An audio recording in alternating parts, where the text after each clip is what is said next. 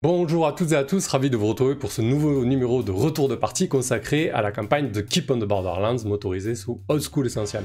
Je vais faire un retour donc sur la campagne à proprement parler, mais aussi sur Old School Essential, donc ce rétro-clone, ce clone quasi parfait de Donjons Dragons basique et expert, donc qui va aussi bénéficier d'une traduction française avec un financement participatif le 28 mai 2020, avec tout un tas d'éléments à traduire, mais aussi des modules exclusivement français, vous verrez, ça va être sympa.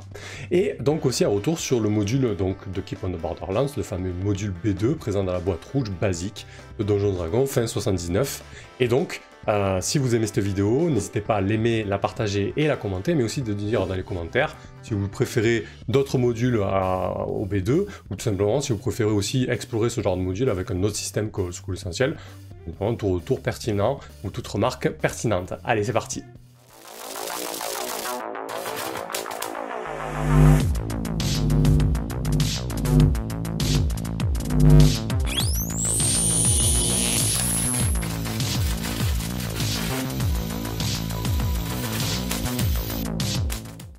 Concernant Old School Essential, c'est l'un des jeux les mieux maquettés que j'ai vu. Alors c'est pas une maquette superbe, graphique, visuelle, etc. Mais c'est une maquette très bien pensée et très utile, et surtout facile à utiliser. Je veux dire, c'est bourré d'encarts, très bien agencé, très bien pensé, et tout le cheminement et tout l'agencement du livre est vraiment pensé comme une boîte à outils dans laquelle on va aller piocher différents éléments. On va avoir des outils pour aller explorer, on va avoir des outils pour aller créer des trésors, etc. On n'est pas obligé de tout utiliser parce que si on prend le bestiaire, etc., on se retrouve quand même avec un livre qui approche les 300 pages, donc c'est quand même assez épais. Mais justement, c'est ce qui fait la richesse de ce clone de Donjons Dragons, c'est son utilité et son aspect boîte à outils. Personnellement, j'ai pas tout utilisé, j'ai pas utilisé la création de trésors, j'ai pas utilisé les règles maritimes puisqu'il n'y avait pas vraiment de navigation, etc. Donc c'est plutôt bien parce que vous pouvez vraiment utiliser que le cœur du système et utiliser beaucoup plus si la campagne ou le cœur vous en dit. Il y a aussi pas mal de règles optionnelles, par exemple, vous pouvez soit utiliser le taco, soit le système de classe d'armure ascendante en fait. Vous avez le choix. Donc désormais on est plus habitué, comme dans Donj 5, à la classe d'armure ascendante, ce qui est quand même plus logique, en tout cas plus facile à aborder, plus simple. Je me suis beaucoup amusé à explorer le taco, donc le système pour toucher son adversaire dans les premières versions de Donjons Dragons. C'est le 2-hit Armor Class 0. J'ai entendu et lu beaucoup de retours dessus très négatifs en disant que c'était pas commode à utiliser, que c'était pas le mieux. Donc effectivement, la soustraction, c'est pas ce qu'il y a de plus immédiat et de plus inné en termes de mécanique. Mais bon, c'est pas non plus insurmontable, il suffit de prendre le taco de son personnage, en général c'est 19 au début, sa valeur de taco. Vous déduisez la classe d'armure de l'adversaire, par exemple si elle est de 7, il faut que vous fassiez 12 ou plus pour toucher.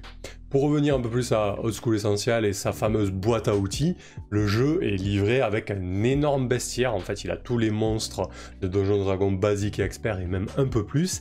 Et ce qui est vraiment excellent avec Old School Essential, c'est que tous les modules qui sont sortis, tous les modules de basique et expert de Donjons Dragons sont 100% compatibles. Pour la préparation du B2, donc de Keep on the Borderlands, j'ai eu à retoucher 0 matos au niveau mécanique. Je veux dire, tous les monstres présents dans le module, tous les objets, toutes les infos et tout ce qui est autour du module et du jeu n'avait pas à être touché puisque c'est 100% compatible et ça c'est quand même hyper confortable. Et justement, on va parler un petit peu du module. Avant d'enchaîner sur The Keep on the Borderlands, je voulais juste faire un point au niveau mécanique. La seule mécanique qui m'a gêné, qui nous a gêné au cours de la campagne, c'est le gain d'expérience. Ce qui est proposé dans Old School Essential et ce qui était proposé à l'époque, c'était qu'on gagne de l'XP sur les trésors qui sont ramenés. Alors, ce qui est bien avec cette méthode, c'est qu'on évite a priori, par exemple, le murder robot, c'est-à-dire on assassine tout le monde et on ramène des trésors. En tout cas, c'est comme ça qu'est plus ou moins vendu parfois cette méthode-là dans les jeux au old school, donc dans cette redécouverte de jouer de cette manière. Mais finalement, on se rend compte que quand même le plus simple pour récupérer des trésors, c'est de péter la tronche à tout le monde. Et surtout, en fait, c'est vraiment axé expédition. Et on a pris un angle au niveau de la campagne où on faisait pas tant d'expéditions que ça. Et du coup, on a décidé de basculer sur un module qui est complètement annexe, qui n'a rien à voir, c'est juste un module d'XP qui s'appelle Emergent XP, donc l'XP émergente.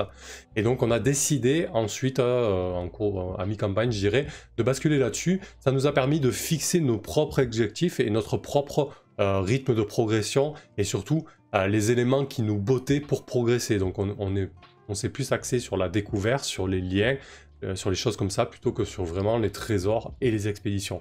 Voilà. Sinon après tout le reste était ok et toutes les règles étaient ok. Donc concernant le module B2 de Keep on the Borderlands, au final c'est un méga donjon, vraiment un énorme donjon. Il y a une carte extérieure avec 4 points d'intérêt qui sont quand même disséminés sur une très très grande carte et au final c'est assez vide. Et ensuite on a un château qui lui est plutôt intéressant avec beaucoup de lieux pour peu qu'on se l'approprie. Ce qui est marrant par rapport à nos pratiques actuelles, moi je sais que je fais des sessions de 3 heures en général avec 3 ou 4 personnes, 3 ou 4 joueurs.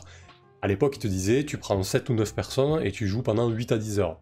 Donc c'est plus du tout ça. Et surtout, la proposition qui accompagnait le B2, c'était de dire, quand tu commences une session, tu pars du château, vous faites l'expédition, et il faut impérativement revenir au château à la fin de la session, comme si c'était un checkpoint, un point de sauvegarde en fait. Sauf que maintenant, ben ça c'est difficile à tenir en 3 heures de commencer au château, faire une sortie et revenir. Donc au final, ça j'ai pas du tout... j'ai écarté cette proposition-là pour avoir quelque chose de plus flexible et peut-être moins axé au niveau d'exploration, et c'est ce qui est arrivé au final. Ce que j'ai apprécié en préparant ce module, c'est qu'il est concis et pas du tout verbeux. Ce qui est assez drôle, c'est que 10 ans plus tard, quelque chose comme ça, 10-15 ans plus tard, il y a un module qui est sorti pour Advanced Dungeons & Dragons qui s'appelait Return to the Keep on the Borderlands. Et là, on se retrouve avec un module qui fait 70 pages, alors que le module original fait 30 pages. En fait, ce module de retour est vraiment trop verbeux. J'ai même pas lu les 10 premières pages. Tu te retrouves avec des PNJ totalement décrits, avec des colonnes entières sur la description du PNJ, là où Gary Gygax, en 79, te disait, voilà, il y a tel PNJ, t'avais ces caracs, 2-3 mots-clés, et puis c'est tout. En fait, c'était à toi de t'approprier le PNJ, en fait. Ça, je trouve que je préfère, en tout cas. Moi, c'est une approche qui me convient mieux. Je trouve que c'est beaucoup plus simple à lire, c'est beaucoup plus simple à préparer, et ensuite, ça n'enlève pas la richesse que tu vas pouvoir mettre derrière ce personnage, et surtout la manière dont tu vas pouvoir te l'approprier, puisqu'après tout, ce personnage, c'est toi qui vas le jouer, en fait. C'est pas l'auteur qui fait l'encart sur la description. Alors voilà, moi je préfère des modules concis comme ça, et j'avoue que avoir trouvé cette concision dans des modules de 79 m'a fortement étonné, parce que voilà, c'est pas une époque où je jouais, c'est pas une époque que je connaissais, et j'apprécie dans les jeux modernes actuellement qu'on a, justement cette concision qu'on peut trouver dans certains jeu. Et du coup, finalement, cette concision existait déjà, et je sais pas ce qui s'est passé entre les deux, il y a eu une inflation de caractères et de textes en fait. Donc du coup, quand tu arrives à la fin du module, Gary Gygax te dit, voilà, j'ai laissé un point 5 sur la carte extérieure donc, ben là c'est à toi de jouer, si tu veux créer un donjon, si tu veux créer un lieu, c'est à toi de faire. Donc il mettait déjà le pied à l'étrier au maître de jeu en lui disant, bon ben, c'est toi qui vas faire jouer ce module, donc approprie-toi le...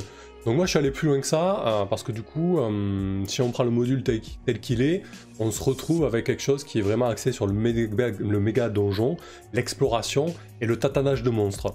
Et donc moi j'ai créé des factions, je leur ai créé des agendas, et finalement petit à petit on s'est vraiment focus sur le château, sur ce qui s'y passait, sur l'extérieur aussi, hein, on est pas mal sorti, mais finalement ça a donné du background et du cœur supplémentaire à ce module finalement qui est très manichéen. On se retrouve avec un château où à l'intérieur quasiment tout le monde est bon en fait, et un extérieur où tout le monde est méchant, et donc il faut aller péter la gueule aux méchants à l'extérieur pour prendre leur trésor. Voilà, c'est pas la proposition qui me botte le plus, et surtout je trouve que c'était un petit peu en décalage avec ce qui se fait maintenant en 2020 désormais, où on a quand même réfléchi sur tout ça, et on peut proposer autre chose que du tâtonnage pur et simple, surtout que si on prend la manière de jouer old school, c'est-à-dire qu'on fait passer le player skill avant la fiche de personnage, donc ça demande aux joueurs de réfléchir, et pour que les joueurs réfléchissent, bah, il faut leur proposer des situations intéressantes et des obstacles intéressants à surmonter en fait. Ce que fait déjà le module de base, hein, mais du coup avec des ressorts et des dynamiques de factions et des agendas différents pour qu'ils puissent voir de quel côté ils penchent, etc. Plutôt que de dire on va péter la gueule à tout le monde. Et d'ailleurs de toute manière, si on prend le module de base, c'est juste pas possible parce qu'en fait les personnages, les joueurs sont tellement faibles, c'est plutôt eux qui se font tataner au final. Pour la campagne, finalement, je suis plutôt satisfait, tout le monde s'est régalé, c'était une très belle campagne. On a fait 12 sessions, on aurait pu facilement en faire 20, parce qu'au final, je crois qu'on a dû explorer peut-être 15 ou 20% du méga donjon. Mais oui, mais c'est parce qu'on s'était vraiment focalisé aussi sur le château, sur le plaisir de faire avancer l'histoire avec les PNJ du château, sur les choses extérieures et tout ça, donc on a pris notre temps, et effectivement c'est un module qui peut durer, je crois qu'il est prévu entre 5 et 10 séances dans le module de base, mais finalement c'était pour des sessions qui duraient entre 7 et 10 heures, donc on n'est plus du tout dans les mêmes formats en fait. Donc on aurait pu jouer beaucoup plus longtemps dessus, moi c'est mon parti pris de faire des campagnes plus courtes, mais c'était très très chouette quand même. J'espère que cette vidéo vous a plu, moi en tout cas j'ai pris du plaisir à la tourner et à vous la proposer. Si tu n'as pas vu la campagne de Keep on the Borderlands, je te laisse cliquer en description de la vidéo sur la playlist. Il y a aussi la playlist de préparation de la campagne, ce qui peut être intéressant si toi aussi tu veux voir un petit peu comment on peut adapter ce genre de module. Concernant Old School Essential, donc il est disponible chez Necrotic Gnome. Il propose aussi une plateforme en ligne avec toutes les règles du jeu, les tables aléatoires, etc. C'est chouette, donc c'est gratuit. Hein. Vous pouvez essayer de le procurer en papier ou en PDF. Et bientôt, donc, il sera disponible en français chez 500 nuances de geek, une fois que le jeu sera financé, j'espère qu'il sera. Concernant la chaîne, si vous voulez la soutenir, vous pouvez faire un don libre via la description en PayPal, mais aussi sur Tipeee pour avoir accès au contenu à l'avance et à d'autres contenus aussi. C'est toujours un plaisir en tout cas de recevoir vos soutiens et vos messages d'encouragement pour progresser et continuer à vous proposer de contenus toujours plus riches. Allez, à bientôt.